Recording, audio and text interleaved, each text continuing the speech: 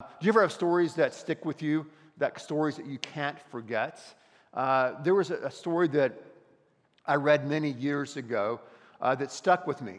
It's about a guy by the name of Stypulkowski. Maybe it's his name that made the story stick. But Stypulkowski was a fighter in the Polish resistance movement during World War II.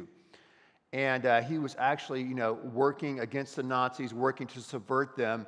And at the end of the war, he found himself at the wrong place at the wrong time. He and 15 others of his resistance fighters, and they were arrested by the Russians and put on trial for war crimes that they didn't commit. So because there were Western observers at this particular trial, they wanted to force all 16 of these Polish fighters to confess to war crimes, to confess to what they did, so they could get a conviction. Again, if the Western observers wouldn't have been there, they probably wouldn't have cared. But Stypulkowski didn't break because he knew he was not guilty of those crimes. And they interrogated him 141 different times. We're talking starvation diets. We're talking going through his life, his background, his love life, his family, his marriage, everything, trying to get him to confess, but he would not confess. They accused him of all kinds of things. All 15 of his other friends signed confessions and accused him. And they said, here, you've got to confess. If you don't confess, then you're going to be life in prison or you will be executed. You must confess. You must confess. But Stypulkowski never confessed. No matter how much hate, no matter how much anger, no matter how many accusations, false accusations and true accusations were hurled at him, he stood strong through the grueling interrogations. Now, how did he do that? How did he survive the judgment and the hate and the criticism hurled at him? Well, we'll come back to him later on in the message. But for now, think about your own world, where you live, where we all live right now in this particular time in history. Chances are you and I will not stand before some type of interrogation squad with a light in our face and waterboard and all that kind of crazy stuff. But we live in a time in a world where through social media and other means, someone can seek you out. They can write things about you. They can accuse you of certain things. And they can seek to literally destroy your life. During the course of your life, during the course of my life, you're going to receive hate. You're going to receive judgment. You're going to receive criticism. Some criticism that is just and some that is unjust. Some that is right and some that is false. So how do you make it through it? How do you make it through it when someone's hurling those words against you that are painful, that are destructive, that can literally change your life? How do you handle it? That's what we're going to look at today.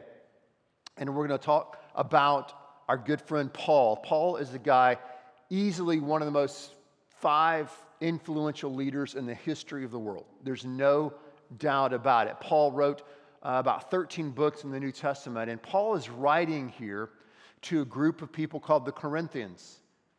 Again, that they're very similar to us as Houstonians. They were going through a lot of some of the same issues. It's a very similar city. And Paul, in this passage, is going to talk to us about how to handle the heat. How do you handle criticism? Because if you know anything about Paul, his whole life, his whole career, people were accusing him, people were coming after him, people were throwing shade his way all the stinking time. So what did he do about it, and what can we do about it when it comes our way? Look at 1 Corinthians chapter 4, verse 1 through 5. He said, "This then is how you ought to regard us as servants of Christ and as those entrusted with the mysteries of God." Again, remember he's talking about him and Apollos and Cephas. They were key leaders in the church. He said, "Now it is required that those who have been given a trust must prove faithful. Look at verse 3. He says, I care very little if I am judged by you or any human court. Indeed, I do not even judge myself. My conscience is clear, but that does not make me innocent. It is the Lord who judges me. Therefore, judge nothing before the appointed time. Wait until the Lord comes. He will bring to light what is hidden in the darkness, and he will expose the motives of the heart. At that time, each will receive their praise from God. How many remember when you were a little kid, you were taught this little thing that said, sticks and stones may break my bones, but words will never hurt me. That is not true, is it? That's just simply not true. And I understand what our teachers and our parents are trying to teach us. Don't worry about what they said about you. Don't worry, sticks and stones may break my bones, but words, man, I think words hurt more than sticks and stones.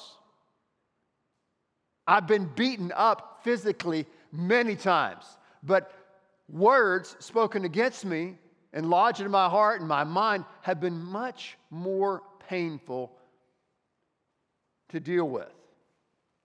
Now, Paul, in this passage, is at the next level, right? Paul's at the next level because he's saying, I've gotten to a point in my life where I'm not worried about what other people say about me. I'm not worried about how other people are judging me. He goes, I'm not even worried about how I judge myself. I can be self-deluded and self-deceived. And that's tough to get to a point like that. I would like to say, that's where I am here today. I don't care what anybody thinks about me. Now, I've heard people say that before. I'm like, bull, not true. Now, if you're at a point where you say, I don't care what people think about me, push that to a certain degree and you're a sociopath. Sociopaths don't care what anyone thinks of them. But most of us live in a world, we have social circles we live in, at school, at work, home, community, church, everything. And it matters what other people think about us and what other people say about us. Now, I want to get to a point. I want you to get to a point, the point Paul was at this place in his life, where you are, in a sense, above the fray. And you're handling criticism, you're handling hate and words spoken against you in a constructive manner. So how do we get there? How do we go through it? Well, first of all, we have to adopt what I think is a growth mindset. Remember we talked about the growth mindset early on in this part of the series in Corinthians? So we've got to say, hey, I'm going to grow through this. I'm going to grow through this. Whether you're talking about false criticism or criticism you need to hear, okay? You have to say, okay, I'm going to grow through this.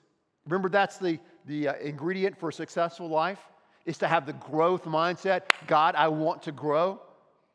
So when you're going through it, and shades coming your way, and hate's coming your way, and criticism coming your way, you got to say, I'm going to grow through this. I remember years ago when I was going through a situation like this, and people were saying all kind of crazy things and slanders and stories. I met with this therapist, and the therapist said, hey, listen, Ben, I know people who have gone through the same thing you've gone through, and they've ended up on the other side a stronger person. A stronger person. So we've got to see that what we're going through, as difficult as it is, as tough as it is to hear critical words and harsh words, whether they're true or false, we've got to say, hey, this is going to be a time of growth in my life.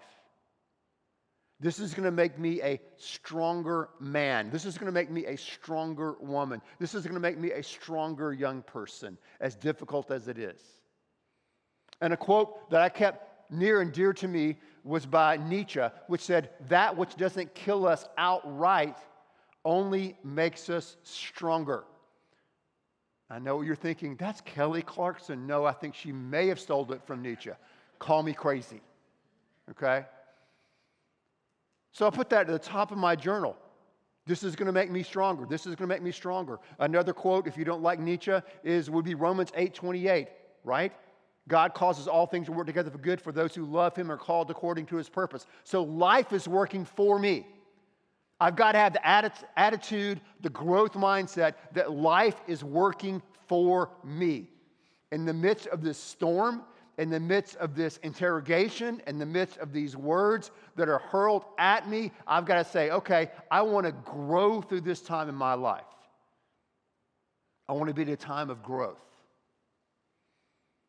So how do you make it through times like this? How do you make it through those moments where you feel like you're surrounded and these words spoken with you are bringing you down?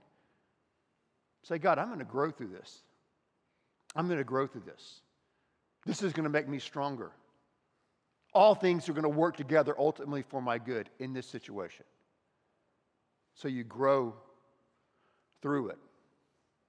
What else you do? Also, you serve through it. We saw that right in those first few verses, in verses 1 and 2, right? That's the first thing he said. Paul said, regard us as servants. We're just servants. And there are many words for servant in the New Testament, but the word for servant here is the word for under rower. If you can go way, way back, and remember the movie, the classic movie, Ben-Hur, was about a Jewish slave, and at one point in the movie, he is down in the bottom of this huge Roman ship as a slave, and he's chained to his oar, and he is rowing, boom, rowing, boom, rowing, boom. He was an under rower. An under rower. He was the one, along with his fellow slaves, who were making the ship run, making them go. And that's what he's saying here. Paul said, I'm just an under rower. I'm a servant. And what I want to do is simply be faithful to what God's called me to do. I've been entrusted with the gospel. I've been entrusted with this task to plant churches all over the world, and I want to be faithful to that task. I want to serve. Christ was a servant.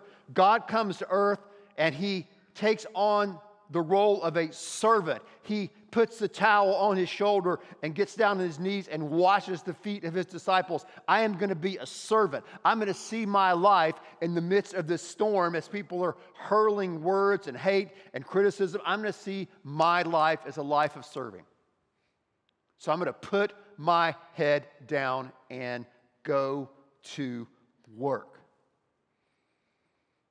As Booker T. Washington said last week, I'm going to do common things in uncommon ways. I'm going to see everything that I do as an act of service to God and an act of service to others. And that's what I'm going to do. I'm going to say, hey, this is a difficult time. This is a rough season. I don't like the words that are being, said about me. God will show me what's true and what's not true. But I'm going to grow through this, and I'm going to serve through this one day at a time. One day at a time. Because you can't change people's perception of you like that. And some people you're never going to please. Some people we don't need to please. You just have to build your life where you are with God, with your family, with your schoolwork, with your work, one day at a time. I wrote this down years ago, and it's helped me get through it, helped me serve. It's called Today. It says, I can't control tomorrow, just today. All I have is today. Yesterday is gone. Tomorrow's not here yet. I just have today. Today is a beautiful thing. Today is a wonderful gift. All I have is today. Today I can do the next right thing. Today I can speak the truth. Today I can love. Today I can give. Today I can help. Yesterday is gone, and tomorrow's not here yet. I just have today. Today. Today I can serve. Today I can get up and go to work. Today I can get up and go to school. Today I can go outside and say, God, who can I help? How can I serve in your world today? So how do you go through? How do you make it through times and storms where words and negativity and criticism are raining down on your head and you don't have an umbrella? How do you make it through? You say, hey, I'm going to grow through it, and I'm going to serve through it. And finally, I'm going to trust through it. I'm going to trust through it. That's verses 3 through 5, isn't it? He said, hey, people are saying things about me. They're hurling criticisms and false accusations about me and what I've been doing and the way I planted this church and how I present myself. You know what? I don't answer to you, Paul said. I'm going to answer to God. You judge me. You post what you want about me on Facebook and blow me up on Twitter, all you want. But at the end of the day, God is my judge. At the end of the day, God is going to judge my heart. God is going to judge my life. So I'm going to live my life right now for God. I'm going to grow through this. I'm going to serve through this. I'm going to do my job, do my task, and ultimately allow God to be the judge. And through this, Paul's basically saying, hey, I'm going to trust God with my reputation. I'm going to trust him with my reputation. I'm going to turn that over to him. As tough as it is, as difficult as it is, I'm just going to trust him. I'm not going to walk around all defensive and all, but you this. No, I'm just going to trust God. I'm just going to put my head down and work. I'm just going to put my head down and serve. I'm just going to put my head down and say, God, how can I please you and honor you in this situation? I'm going to trust God with it. Not easy to do. It's not easy to do. It's easy to preach about it, right? Preach it. Really? You got to live it. That's what's tough, is living it. Living it.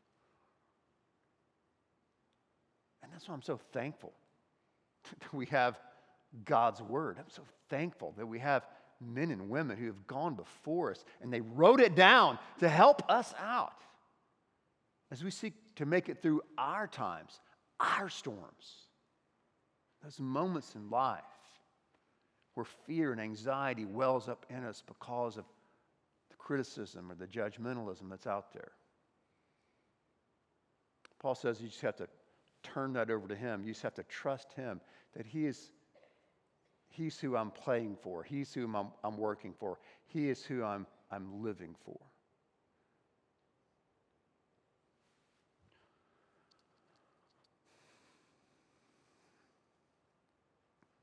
In the middle of it, we begin to rediscover the grace of God. You know, we make the commitment, I will grow through it. I will serve through it. I will trust through it, turn it over to God. And in the middle of it, we begin to rediscover the grace of God. Going back to that story about that Polish resistance fighter, Stypułkowski, how did he make it through it? How was he not shattered? How did he not break? This is very simple. When they started hurling accusations against him, things that he did, things that he said that were real, shameful things, guilty things he's done in the past, he didn't deny it, he owned it. He said, gentlemen, You think that's bad? I've done a whole lot worse stuff than that. He just owned it. He owned what he did. Because every day, Stapelkowski, during that time of interrogation, presented himself honestly to God. God, here I am. You're my ultimate judge. This is my life. These are my sins. This is what I've done. And he knew that God had already forgiven him, had already accepted him based upon the grace of God. He didn't have the need to justify himself. The case was already over. The verdict had already been declared on Stapelkowski. He was forgiven. He was righteous. He was accepted by God. Therefore, he could accept himself. He could withstand the false accusations and say no to that one accusation because he knew who he was and he knew the grace of God. He knew the grace of God. So when the storms are swirling and the words are flying in your life and the criticism and the shade and the heat is coming down on you, it puts you in this place where you begin to ask, okay, who is the most important person here? Who do I ultimately have to please? And that's God. I ultimately have to stand before God. I've got to give an account of my life before God. And because of Christ, I know how it's going to turn out. Not guilty. Accepted. Beloved. Because Christ has already taken that judgment for me and for you. And that is good news. And that is how we make it through times of criticism and judgment. Let's pray. God, I thank you that you know us. And God, I know that when we go through times in our life of criticism and judgment and critique, and we feel like we're at the end of our ropes, God, it just kind of cuts us to the core. And we begin to really discover who we are and who you are. And all of a sudden, this gospel that we heard about and we sang about becomes very real to us because we desperately need your strength. We desperately need your forgiveness. We desperately need to see our life the way you see our life, to see even a difficult, tumultuous situation that we're going through as a time of growth, a time of service, a time of trust, a time of rediscovering who we are because of what you've done for us. God, I ask right now if there's someone in this room that has never really trusted in you. They've never really discovered the grace of God in their life. They can't rediscover what they haven't discovered. And today, your grace has surprised them, that they can be forgiven, they can be restored, they can be renewed, they can have a clean slate because of what you have done for them. God, may this be the day, may this morning be the morning that they stand up and walk down these aisles and say, I don't understand it all, but I do understand I need God. I need Christ. And I want to know him. God, may this be their moment that they stand and come down front. God, give them that courage to do that in just a few moments. Lord, others here know you. They know you. They know your grace. They know your love. that they're following you strongly, God. They're simply looking for a place where they can connect, looking for a place where they can belong, and you're leading them here to second. God, I pray that they may come today, stand, walk down these aisles and say, hey, today's the day that we're joining this church family, or today's the day that I'm joining this church family. This is where I want to grow. This is where I want to serve. This is where I want to make a difference. So God, I pray for those Christ followers who need to stand and come down front. God, may this be a moment for them. In Jesus' name.